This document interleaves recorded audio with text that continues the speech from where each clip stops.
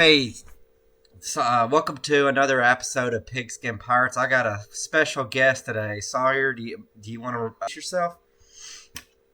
Yeah, hello there, everybody. My name is Sawyer. You may know my channel from Off the Bench. Maybe not, but if you are looking for any sports talk that is new, then please feel free to find my channel, which is Off the Bench, and let's have a good time and let's go for it. Yes, sounds good. And guys, I will be posting the link to his channel in the chat section of the video, so feel free to check it out when you get a chance. And definitely, I plan to make a visit to his channel sometime. We may do more coordination, but as you can see, we're both wearing our team colors. Third Saturday in October, big weekend for Alabama, Tennessee. It's a rivalry that really historically is not a good rivalry in some ways. Here's why I make my argument. There's always one team that's up and the other team's down. You got like Bear Bryant, Alabama's up. Neyland, I guess before him, Tennessee was up. And then you got, former Tennessee was up. And then you got Saban and the three idiots at Tennessee that Tennessee was down. And then now a little bit during the periods in between, like the early 90s, it was kind of fun. I think through about 95. And then around the late Fulmer era, it was kind of little. There were some competitive games. And now we're kind of in that period where you got Heupel versus late Saban, and then Heupel versus DeBoer. And the two teams, really, DeBoer and Heupel, kind of have a lot of similarities. Offense-centric coaches tend to play better at home than they do away. Tend to be sometimes a little inconsistent, but both of them still near the top of the SEC. So Heupel's kind of really turned around the Tennessee program. DeBoer's kind of obviously that he has big shoes to fill, but Oh he's yeah. kind of maintaining to a degree. I know some Alabama fans have mixed opinions about him, but I'm curious to hear Trust your me. opinion, Sawyer. Yeah, dude, trust me. After week one of this year, yeah, we had high opinions about him. Some people were even calling for his buyout, which I ain't gonna lie to you. I mean, I was that guy because look, obviously I'm used to winning with Saban all those 20 plus years that he was in coaching and the 17 years that he was with Bama. So I was used to it. But I also remember the Shula years, okay? That's as far as I can go back. They were not very good in the early 2000s and the late 90s. Yeah, Tennessee just dominated, then. But I'll say he has lit a fire under him these past few weeks after week one, and he has gotten this team to play together and really focus for once that I have not seen since the Saban era, actually. And that speaks volumes because I really didn't think he had it in him. Coming from Washington, former Pac 12, now that they're in the Big Ten. But yeah, I mean, I didn't know really what to think of him. But Saturday should be very interesting. It really, because to me personally, this is my favorite rivalry, just because of the history aspect of it. And I love history when it comes to college sports or pro sports. I'm a I love learning about it, reading about it. So yeah, this one is a very special one for me. From my experience, I lived in Alabama for 3 years.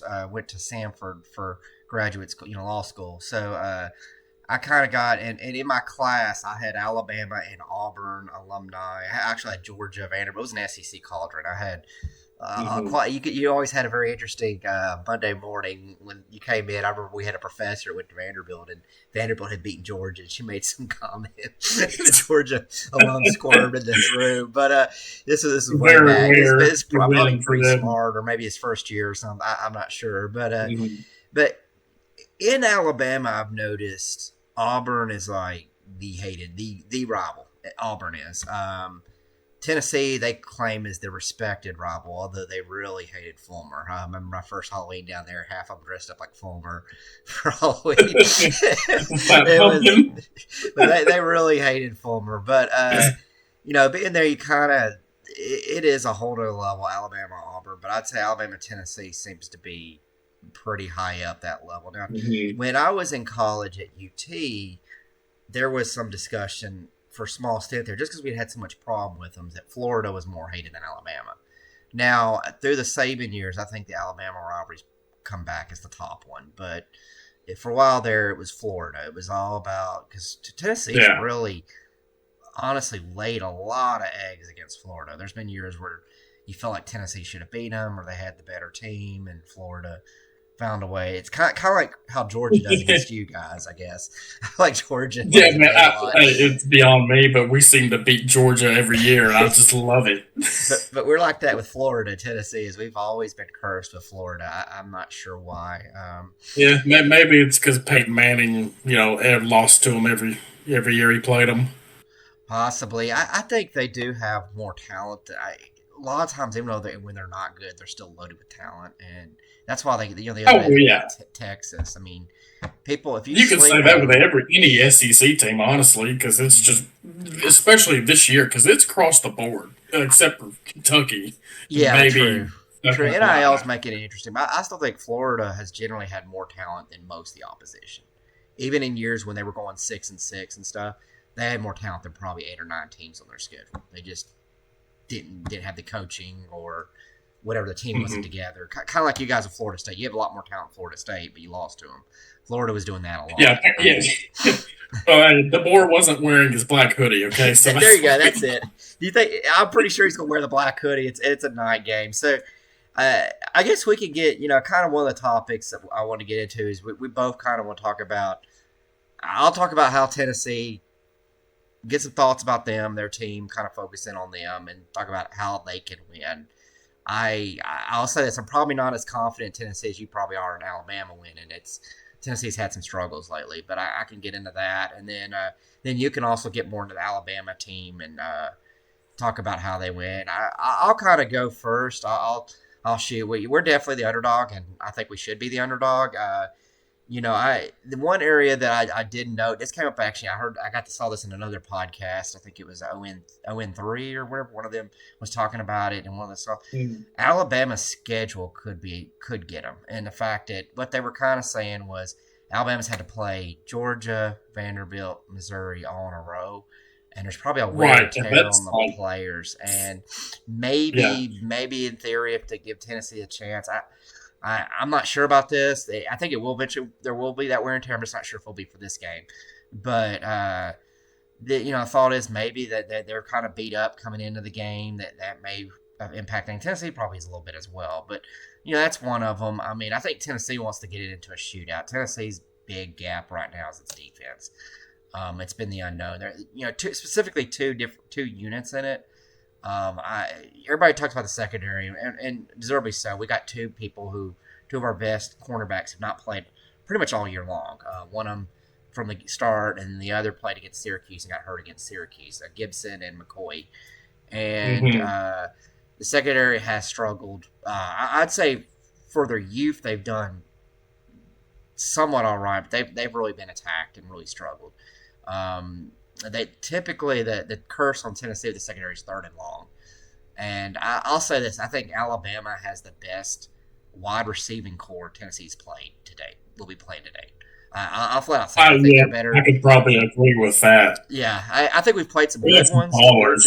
Georgia has a good wide receiving core. You'll laugh, but Syracuse had a good wide receiving core. In fact, I thought they were better than like Arkansas and Mississippi State's wide receiving core. But I'd say Alabama's the best. I mean, we've played yet. And the quarterback, Ty Simpson's probably the hottest of all the quarterbacks we've played. Probably now, Tennessee so. might be in the same boat against Alabama. I'm not sure. You guys play. I'm trying to think who you guys played. Now, Missouri was a really. I'm real high on Missouri. Missouri Missouri was like our toughest test yet. You guys will probably be our first, actually, true toughest test besides Missouri, because that was a hostile environment in Mizzou. It really was. And they came to play, and they could have beat us. Honestly, they could have.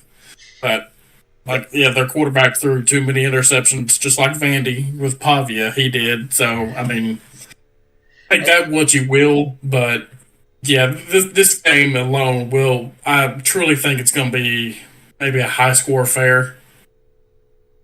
Just because I know Aguilar, man, he can sling the ball, and I've Yeah, seen it all season. yeah. And yeah. I'll commit. Missouri's a good team. I talked about in the Mm-hmm. preseason that don't sleep on them. I thought they were a borderline playoff contender.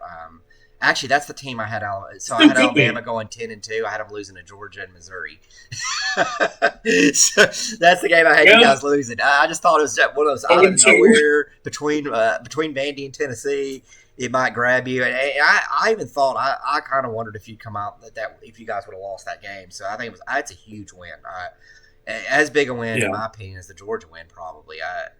Then Oh, absolutely. looking over some of my other notes, I was going to talk about Tennessee's going to need turnovers. I feel like to compete in this game. I'm not sure you could get when you get an Alabama segment how often they turn the ball over. I'm not quite sure. I'm not seeing a whole lot. They'll need We haven't had many turnovers this year at Yeah. all, far from Tennessee what I've has seen. gotten a lot of turnovers. They forced a lot of turnovers against their opponents. Mhm. So we tend to have that advantage there for whatever reason against people. Now, if Alabama's really good with the ball, then we'll see how that goes. Another note I had, the FSU egg, I see it coming. Maybe Alabama lays it this game. I doubt it, though. This is a rivalry game. It's in Tuscaloosa. This does not fit the MO of a game you guys would lay an egg on. I think it's coming. I hate to say it. I think there's going to be one other FSU like egg or one or two more down the road. It's probably going to be against somebody you don't expect. Kind of like last year, y'all laid that Oklahoma loss, which came out of nowhere. Nobody saw that coming. I feel that Trust it's going to me. be somebody like that. South Carolina actually fits that. See, yeah, I was about to say South Carolina because we go to South Carolina this year, and Yeah, remind you, last year that was a one-score affair, and we almost lost that game. yeah, oh yeah. So Their offense that's a is very not near crap as game. good this year, though. They can't run the ball. I think. No, I wonder if Alabama is actually the best team in the SEC or not. Right now I'd have to say they look like the best team, but they're inconsistent. That's the other challenge. They kind of remind me of 20 or even last year or 2014 Ohio State. In fact, 2014 Ohio State lost the opening, I think it was first or second game to a really mediocre Virginia Tech team at home. Then another one was terror and ended up winning the national title. And I can see Alabama yeah, the doing first year something of that crazy. 14 playoff. Yeah, I could see them doing something crazy like that this year. But for Tennessee to win, we got to have turnovers. We got to play with confidence. Our defense has to step it up. They got talent now. The area that's Alabama can most take advantage of. I mentioned secondary, but I think it's the linebacking core, and I saw weakness there even all the way back at Syracuse. They're slow. They got slow closing speed to get in and get the tackles. They don't cover very well. If you can get a tight end or a running back open, I don't know if you throw a lot to them. Tennessee could be picked apart there. And the way Tennessee's defense is going to play is they're going to play a bend, don't break. So they're going to let Alabama get yardage. They do this with everybody. They're going to let Alabama and them use, which kind of hurts us because it gives you guys will have the time advantage, possession advantage. So you're going to move the ball. We kind They're of play going the to same way clamp you on down. defense. When it gets on their side of the field, they'll hope to clamp you down when you get a short field. You guys have explosive receivers. I don't think Tennessee's going to. You're going to give up. You're going to get a big player too. I just don't think Tennessee's going to stop it. Now, can Tennessee match it? That's the key. I think Tennessee's going to have to match play by play because I don't see. I see Bernard or Williams or one of your receivers getting like a 50-yard touchdown bomb play or something. It's going to happen. And but we could probably do the same thing with. Oh gosh, what's wrong with my name? I can't. Brazel. We could probably get the same thing with him or with Stanley or Mike Matthews or one of them. So, Tennessee's going to have to match blow for blow. I think it's going to be an offensive game. But then again, this is college football. Crazy things tend to happen. Watch it turn into a defensive battle for all we know. Oh, dude, yeah, no. Especially in the SEC. Yeah.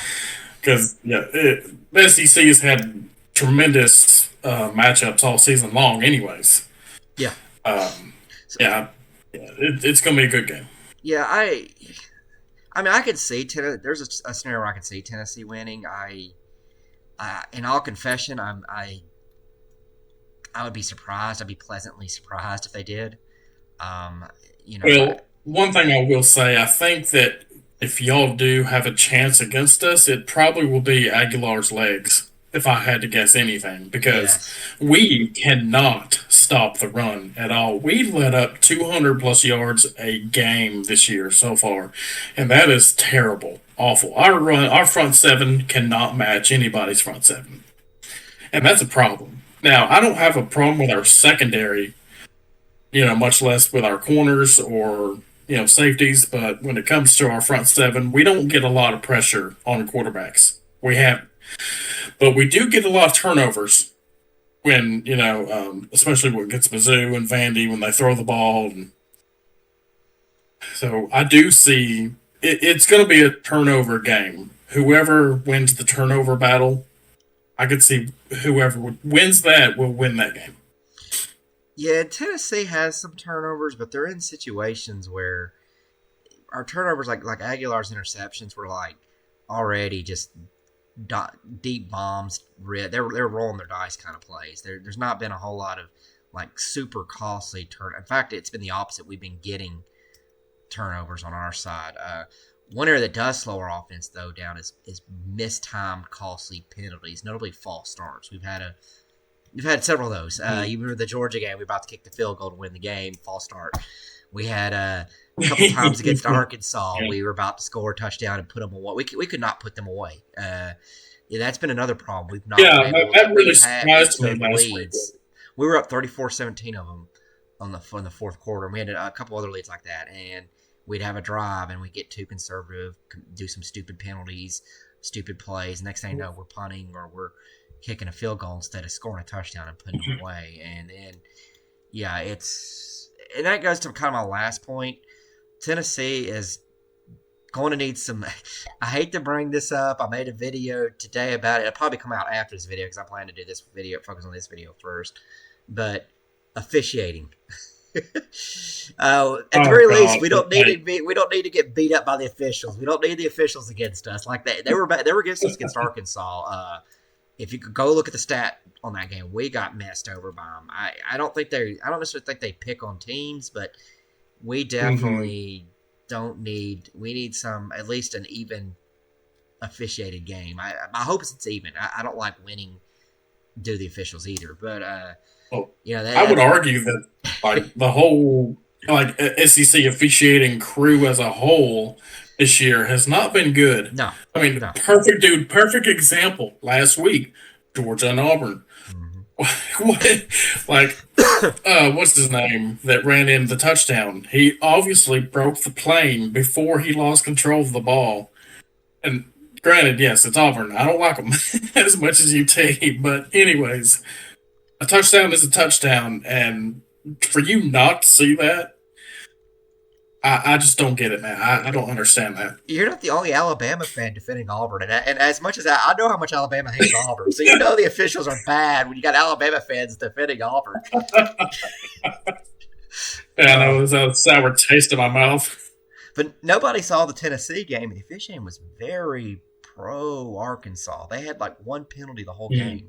Tennessee. Now there was technically they had two. One was declined by us because we had a big sack and they had a holding on it. But if you watch the game, they committed more than two penalties, and we had a ton of them called against us. The most egregious was there was a 4th and 3 or 4th and 2. Tennessee was out there, I think, trying to get them to jump. Well, they jumped, and then Tennessee hiked the ball and they jumped and moved. The line moved after the guy jumped in the neutral zone. They called it false start on Tennessee. I was like, oh, wow.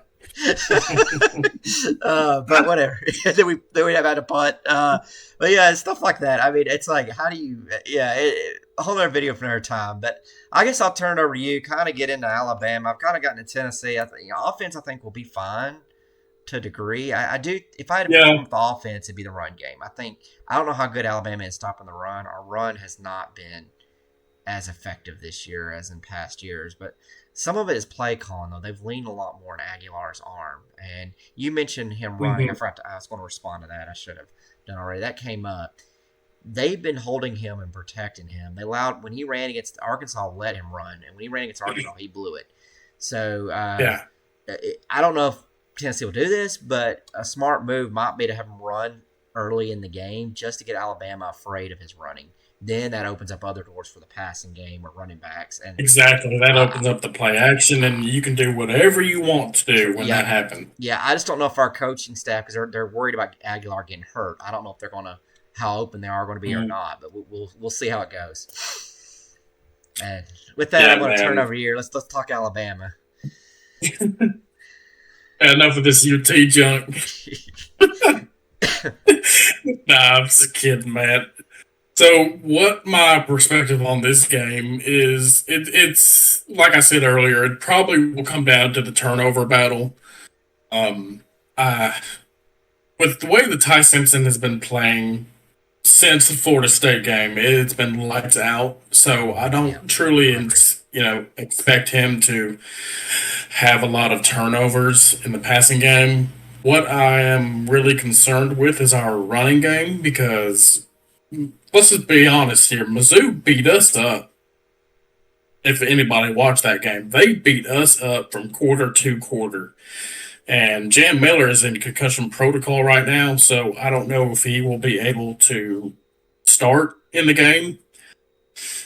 So that's a little hesitant on my end. But again, like you said, we have like the best wide receivers in the SEC and maybe in the country. I would have to argue about that with anybody. But it's if UT has a chance, they would have to run Aguilar, do something completely different that Bama is not used to. And one of the struggles that we have had all season long has been our rushing defense. We cannot stop the run and haven't since week one. So that is a major concern of mine, especially if Aguilar gets out of the pocket when we are trying to keep him in the pocket, because that will be a big factor too. I think if we keep him in the pocket and we force him to throw, we don't force him to run, then I think we'll have a good day. But if he gets outside the pocket, then watch out for his leg game, because I can see him running all over the field on us. Yeah. Now, I will say Aguilar's got an arm. He's got a cannon for an arm. Truly does. But Ty Simpson, man, he is accurate with the ball when he throws. I mean, anybody saw that fourth and 8 play at the end of that Mizzou game. He right down, the numbers right there on the sideline. Beautiful pass. He's been outstanding since Florida State.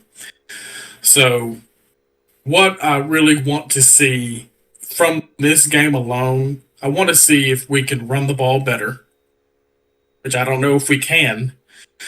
Jam Miller, he's been kind of a disappointment ever since he came back from his preseason injury. I mean, I expected a little bit more out of him. He reminds me of a Mark Ingram type of style running back. But, yeah, I think if we keep the clock moving, keep y'all off of offense, we're going to have a good night. But I can also see where you guys will probably run our defense to its last breath. I can really see y'all scoring fast, because up tempo, that's been our weakness since Saban was there. It's been an up tempo offense, and yeah, I mean, I don't really like. If I do see that Saturday night, then we're going to have a major problem. But let me look at my notes here. Yeah, I mean, this game comes down to stopping the run. Because we both know that Simpson can throw the ball and Aguilar can sling it too. So whoever can run the ball better and have a more balanced offense, as a whole, that's going to be a good determinant of the game. And also, it's a 6:30 kickoff time at Tuscaloosa. We don't lose at home rarely. Let's see. Yeah, there's always something mystique about these yeah. SEC night games, but this is kind of setting up, kind of like I got the same feel of Georgia Tennessee. It's set up to be kind of a classic. I I guess my final thoughts on it, because we are getting shorter on time, but my final thoughts are, I think you're right. It'll come in a shootout. Running game will matter. Turnovers, officiating will matter. Hopefully it shouldn't, but I have a feeling it will. Maybe it's I don't know. Maybe it won't. Hopefully not. I get the vibe it's going to be a close game. I know as a Tennessee fan, I need to pick Tennessee, but the logic of me saying it's probably going to be an Alabama and a tight one. It's kind of a shootout. I almost get this vibe it could look a lot like Georgia versus Alabama last year, where Tennessee takes this big lead on Alabama, and then Alabama comes back and spoils it at the end. I get this funny vibe that might be what happens. But I don't know. But then again, the pressure for me, if for both front sevens, that could be also a big factor in this, because once again, our front seven, I have not seen much pressure from them at all this season so far. So if we can get a lot of pressure on Aguilar and make him throw uncomfortably, and it's going to be good for us. We are good at pressuring the quarterback. It's the one thing our defense can do. The problem is we've literally, this happened against Arkansas on several drives, stopped them on the first down, sacked them on the second down, third and long, and they can still convert it off a long pass. But we're real bad. Yeah, that's Tennessee defense right there. We'll like stop you on the first two drives. We're all celebrating. It looks really good. And that one drive, third down, or they go for it fourth. So they've converted a lot of fourth and longs and get teams have against us too. It just seems like that third and fourth and long. And if any team can take advantage of it, it's Alabama with its receivers. But that's the kryptonite of our defense is third and fourth and long. Oh man, it should be really interesting. I look forward to this game every year, no matter if y'all are great and we're bad, or we're good and y'all are bad. It doesn't matter. It's a rivalry for a reason, and I'm looking very forward to this matchup. Sawyer, it's been great. Been a pleasure talking to you. Of course, for people, some people know this, but not everybody may know this. That Sawyer and me are actually we have a family relationship. It's first cousin once removed. People get this mixed up, but they say second cousins. So Sawyer's dad, Dennis, is my cousin, my first cousin. So Sawyer's still my first cousin. He's my first cousin, one generation removed. So a lot of people, I took wills and states. I had to learn all that. So second cousin would be like different grandparents, like Christy Vaughn. Some of them are to us, but yeah. So me and Sawyer, our family, his dad. I'm in the fantasy football league with. Sawyer has two brothers and his dad, and they're a lot of fun to be around. So definitely check out Sawyer's podcast. We're going to try to do some more stuff together. Subscribe to his, subscribe to ours if you haven't. And that's how you get support and credit for YouTube. Plus, you see real quick, content drops. What's your final score of the game there, Matt? Ooh, I think it's going. I'm going to say 34-31.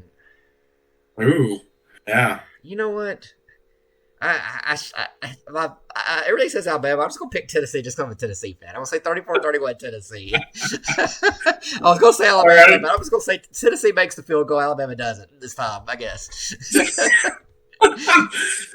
Well, not unless you get a penalty. Yeah.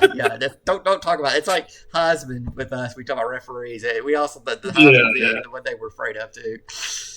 So my prediction is Bama 30, UT 23.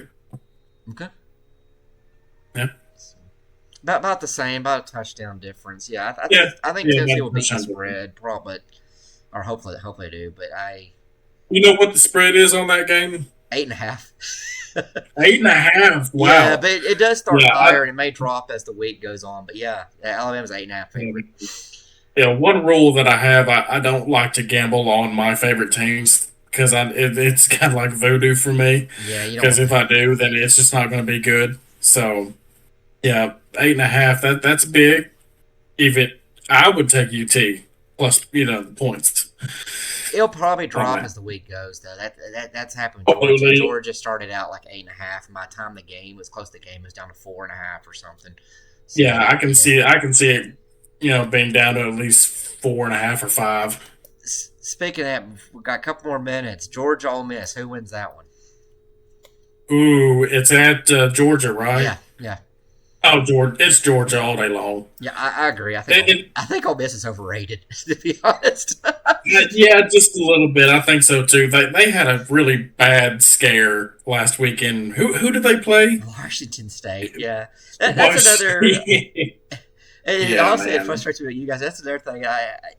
I love how there's all these SEC people. SEC is such a great conference, and it drives me crazy when you get like a game like Ole Miss versus Washington State. They should have blown them out. I guess they won, but like Florida State and Alabama, Florida State's horrible. Apparently not good. They just lost to Pittsburgh the other day. It's like, how did Yeah, Alabama no, lose then? it's making us look bad. Yeah, make the whole SEC look bad. You're like so far you're on top of the SEC. I think you and A&M are the Yeah, only undefeated teams in SEC yeah, play yeah. left. And honestly, I don't think A&M is all that much either. I really don't because I think that their defense is I, not all that great. I was I high on think they them. let up a lot. They let up a lot of garbage points, and their secondary is not that strong either. Yeah, it's hard to tell right now. The only team that seems fully complete is Ohio State. I've seen nationally. Every team has a Well, flaw, yeah, but you could say that, but again, I mean, Ohio State they haven't played alone, many. Yeah, they don't play anybody. Sure, you can say that they went to Washington and Washington hung with them for like what in the first half, but then Ohio State just took off. I mean, they don't play anybody. So they're like Penn State to me. They are a bunch of frauds. What is your take on James Franklin getting fired? uh, so this came up. Colin and me in our preseason projection. I I always thought this about Penn State. People kept talking about Penn State can't win the big game, and the big games for them were Michigan, Ohio State. Let's be honest; those two, the Big Ten is Michigan and Ohio State. Who knows? Maybe Oregon and Southern Cal, the new teams can make a difference, but it's always been Michigan, Ohio State, and Hmm. Michigan and Ohio State are the only two programs in the Big Ten that recruit, I would say, high level SEC level talent. Penn State did not. Penn State could compete with its defense, but its offense has never been good. And part of the reason why they don't have the talent like Ohio State and Michigan and some of the Right. even Oregon, I would say Oregon has more talent than Penn State. They just don't have the dynamic, fast receivers. They don't have the quarterback. They don't have the running back. So that's my take on Penn State is they never had the talent the other teams had. They're more like an Iowa or sometimes a Hmm. Wisconsin where they would went back when Wisconsin was good. No, they're not good anymore, but they would they recruited top 20 talent, not top 10 talent. They could win 10 or 11 games, but whenever they're going to run into like a Georgia or an Ohio State or a Michigan or a higher level Oklahoma some years like a higher caliber team, Alabama, they'd probably get thumped. And so that's my view of Penn State. Franklin, I always respect what he did at Vanderbilt. I think he'll land somewhere else and be Yeah, fine. me too. I'm not sure what Penn State's going to do. I think they fired him because they felt like they had to because it was a sinking ship at that point. I And honestly saw this maybe like an hour or so ago that Adidas, one of their big sponsors, was pushing Penn State for them to fire him. yeah, yeah, because it's a sinking ship. He had lost the team at that point, and Oh yeah, dude. yeah, Yeah, the he lost the fans. locker room Yeah, and all that. once that happens, you can't come back. Everybody's watching Mike Norvell at Florida State. It's probably one that's going to fall. I think soon. Not sure about Napier. He always seems to be able to skate by, but Florida probably should fire him. I don't know what they're waiting Yeah, on. but I mean, that's the surprising thing to me too about Florida with Napier.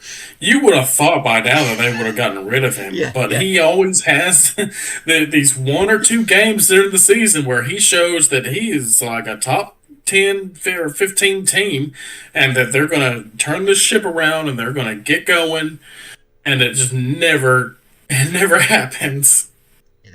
But they need to. They can't rely on that. They need to. He's already at 4 losses. You know, it's I know. yeah. They need to.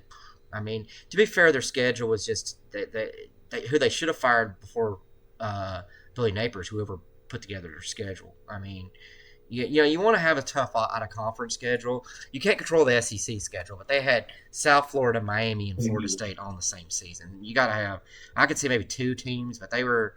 I complain a lot about the opposite about teams not scheduling enough tough opponents, but yeah, that to me their schedule was always. It's been like that for multiple years. Maybe it's always been one of their big hurdles with him.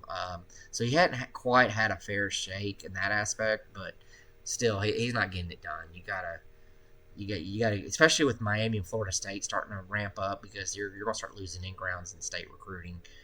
Oh And yeah, they're gonna absolutely. fall Well, short. I think he already has. I mean, look at Miami and look at Florida State alone. I know that they are terrible, but they still out recruit Florida.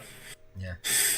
Well, it's starting to go run late. I know people always say, "Oh, you got to keep your Mhm. videos shorter." We're at 30 something minutes, so Sawyer, it's been great. We need to get together again, and I'll get on maybe your show next time, and then Mhm. but definitely I'd love to have you on again on the show. I'm gonna try to have other people on as guest speakers, but definitely check out Sawyer, subscribe to him, subscribe to us if you haven't, and thank you everybody. Welcome to advice. Put things in the comments. We will read them, and I'll try to get together again with Colin as well and do another video with him. But we're gonna try to keep the thing going. So I'm doing some small videos here and there. We're changing some things up. This is the first non-live face-to-face podcast I've done. So this is so far it looks like it's been a good start. Yeah. Yeah, this has been the first live action like podcast I've ever done. It's always been non-video for me, so this has been a lot of fun. I've been looking forward to actually interaction with somebody else other than myself. So yeah, this has been a lot of fun, and thank you for having me on there, Matt. And I can't wait to do this again, whatever it holds. And you guys continue to watch and comment and argue or whatever you would like to do. Sounds good. Well, thanks, Sawyer. Thanks for being on. No problem. Hey, roll tide. Go Vols.